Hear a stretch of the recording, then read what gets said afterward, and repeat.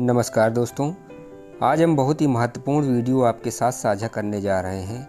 यह एक ऐसी छात्रवृत्ति योजना है जिसमें कक्षा 8 में अध्ययनरत बच्चे अपनी आगे की पढ़ाई जारी रखने के लिए 4 वर्षों में 48,000 रुपये छात्रवृत्ति पा सकते हैं। इसके लिए आपको क्या करना है, आइए विस्तार से जानते हैं।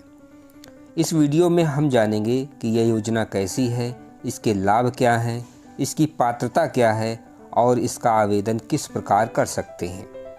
राष्ट्रीय आय एवं योग्यता आधारित छात्रवृत्ति योजना यानी national means cum merit scholarship के अंतर्गत भारत सरकार शिक्षा मंत्रालय, स्कूल शिक्षा और साक्षरता विभाग नई दिल्ली द्वारा निर्धारित शर्तों के अधीन कक्षा 9 से 12 तक अध्ययनरत चयनित छात्र छात्राओं को छात्रवृत्ति प्रदान की जाती है।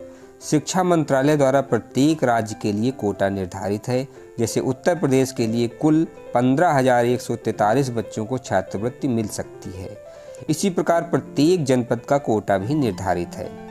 इसका आवेदन अपने मोबाइल से भी कर सकते हैं। इसकी वेबसाइट है www.entdata.co.in। तो आइए इसके लिए आवेदन की प्रक्रिया जानते हैं। दोस्तों, इस प्रकार का इंटरफेस आपके सामने खुलकर आएगा। राष्ट्रीय आय एवं योग्यता आधारित छात्रवृत्ति योजना परीक्षा 2024-25। ऑनलाइन आवेदन प्रारंभ होने की तिथि 23 अगस्त 2023 है। ऑनलाइन आवेदन की अंतिम तिथि 28 सितंबर 2023 है और परीक्षा की तिथि 5 नवंबर 2023 है।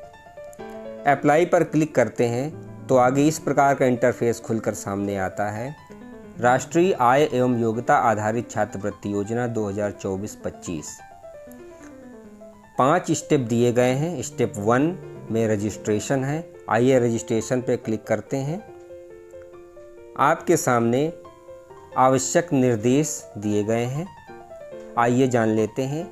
इस परीक्षा में वे ही छात्र छात्राएं सम्मिलित हो सकते हैं जिन्होंने सत्र 2022-23 में कक्षा 7 की परीक्षा न्यूनतम 55% अंकों के साथ उत्तीर्ण की हो। अनुसूचित जाति एवं अनुसूचित जनजाति के लिए 5% की छूट है। वर्तमान सत्र में राजकीय स्थानीय निकाय एवं अशासकीय सहायता प्राप्त विद्यालय में कक्षा 8 में पढ़ रहे हों, वे ही छात्र छात्राएं राष्ट्रीय आय एवं योग्यता आधारित छात्रवृत्ति योजना 2024-25 में आवेदन कर सकते हैं। अभिभावकों की कुल वार्षिक आय 3,50,000 रुपये से अधिक नहीं होनी चाहिए। परीक्षा का आयोजन प्रत्येक जनपद के निर्धारित केंद्रों पर होगा। ऑनलाइन आवेदन करने की अंतिम तिथि 28 सितंबर 2023 है। परीक्षा की तिथि 5 नवंबर 2023 को निर्धारित है।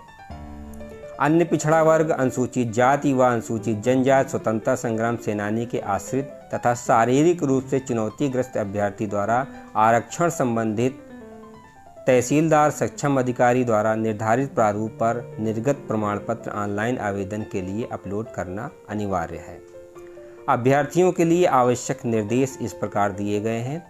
इस परीक्षा में वे ही छात्र छात्राएं सम्मिलित हो सकते हैं जिन्होंने सत्र 2022-23 में कक्षा 7 की परीक्षा न्यूनतम 55% अंकों के साथ उत्तीर्ण की हो। अनुसूचित जाति एवं अनुसूचित जनजाति वर्ग के लिए 5% की छूट दी गई है। वर्तमान सत्र में राजकीय स्थानीय निकाय एवं अशासकीय सहायता प्राप्त विद्यालयों में कक्षा 8 में पढ़ रहे हों।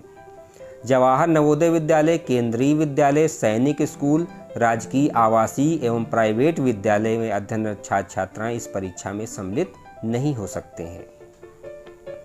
इस परीक्षा में चयनोपरांत कक्षा 9 में अध्ययनरत फ्रेश एवं कक्षा 10, 11, 12 में अध्ययनरत नवीनीकरण हेतु अर्ह लाभार्थियों को छात्रवृत्ति क्लेम करने हेतु www.scholarship.gov.in पोर्टल पर डाटा स्वयं अपलोड करना होगा। इस प्रकार जो कक्षा 9 से 12 तक राजकीय स्थानीय निकाय एवं शासकीय अशासकीय सहायता प्राप्त जवाहर नवोदय विद्यालय, केंद्रीय विद्यालय, सैनिक स्कूल, राजकीय आवासीय एवं प्राइवेट विद्यालयों को छोड़कर विद्यालयों में निरंतर संस्थागत रूप से अध्ययनरत हों, यानी कि राजकीय विद्यालय, स्थानीय निकाय एवं अशासकीय सहायता प्राप्त विद्यालयों में जो बच्चे एडमिशन लेंगे उनको ये छात्रवृत्ति प्राप्त होगी। जवाहर नवोदय विद्यालय, केंद्रीय विद्यालय, सैनिक स्कूल, राजकीय आवासीय एवं प्राइवेट विद्यालयों में जो बच्चे एडमिशन लेंगे उनको ये छात्रवृत्ति नहीं प्राप्त होगी। छात्र छात्राओं को कक्षा 8 की परीक्षा में न्यूनतम 55% अंकों के साथ उत्तीर्ण होना अनिवार्य है। प्रत्येक वर्ष परीक्षा उत्तीर्ण होने के पश्चात छात्रवृत्ति के नवीनीकरण हेतु NSP पोर्टल पर डाटा अपलोड एवं सत्यापित करने की प्रक्रिया पूर्ण की गई होगी। परीक्षा में सम्मिलित होने संबंधी निर्देश दिए गए हैं।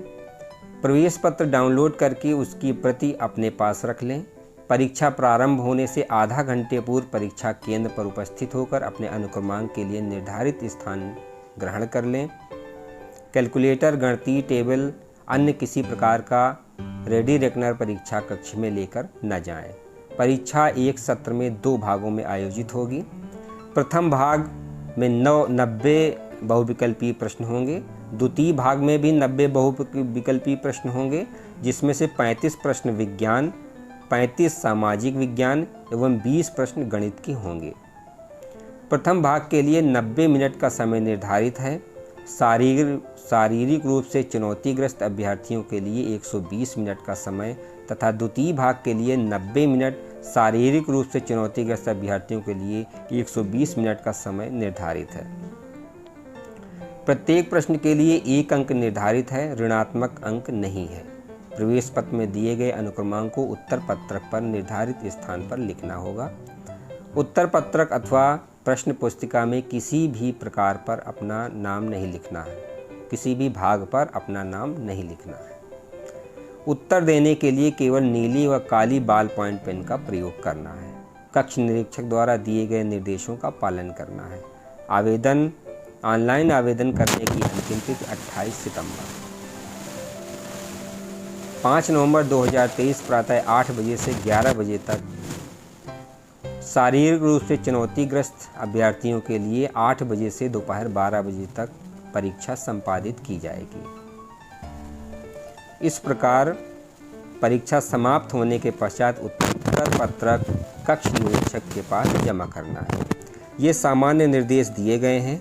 इसके पश्चात मैं सहमत हूँ, यस क्लिक करने के बाद इस तरह का रजिस्ट्रेशन फॉर्म आपके सामने खुलकर आ जाता है, जिसमें से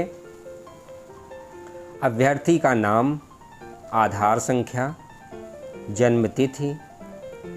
जन्मतिथि शब्दों में, पिता का नाम, माता का नाम, लिंग, अभ्यर्थी का निवास स्थान, जाति, शारीरिक रूप से चुनौतीग्रस्त विकलांगता प्रमाण पत्र क्रमांक अंकित करना है। स्वतंत्रता संग्राम सेनानी यदि इसका लाभ ले रहे हैं तो इसका भी प्रमाण पत्र संलग्न होगा। पत्र व्यवहार का पता, जिला, पिन कोड, मोबाइल नंबर और ईमेल आईडी, संस्था का नाम। यहाँ पर संस्था का नाम से तात्पर्य है जहाँ पर बच्चा अध्ययनरत है। संस्था का पता, जिला, पिन कोड। तहसीलदार द्वारा निर्गत स्वयं का प्रमाण पत्र अपलोड करना है। आय संबंधित विवरण। परीक्षा का माध्यम हिंदी और अंग्रेजी, जिस माध्यम से परीक्षा देना चाहता हो बच्चा। परिवार के सदस्यों की संख्या, भाइयों की संख्या, बहनों की संख्या। पिता का व्यवसाय और शैक्षिक योग्यता, माता का व्यवसाय और शैक्षिक योग्यता। इतना फिल करने के बाद फाइनल सबमिट करना है। यहाँ से आपका रजिस्ट्रेशन हो जाएगा। इसके पश्चात स्टेप 2 में डाउनलोड स्कूल सर्टिफिकेट। यहाँ से स्कूल सर्टिफिकेट डाउनलोड करना है और उसको प्रधानाध्यापक से सर्टिफाइड कराना है। तीसरे स्टेप में सर्टिफाइड स्कूल सर्टिफिकेट को अपलोड करना है, इनकम सर्टिफिकेट अपलोड करना है, फ़ोटो अपलोड करना है और बच्चे के साइन अपलोड करना है। स्टेप 4 में कास्ट सर्टिफिकेट अपलोड करना है, SC, ST और OBC के लिए। यदि जनरल कैंडिडेट है तो इसकी आवश्यकता नहीं है। दिव्यांग सर्टिफिकेट अपलोड करना है यदि इसका लाभ ले रहे हैं, और फ्रीडम फाइटर सर्टिफिकेट अपलोड करना है यदि इसका लाभ ले रहे हैं।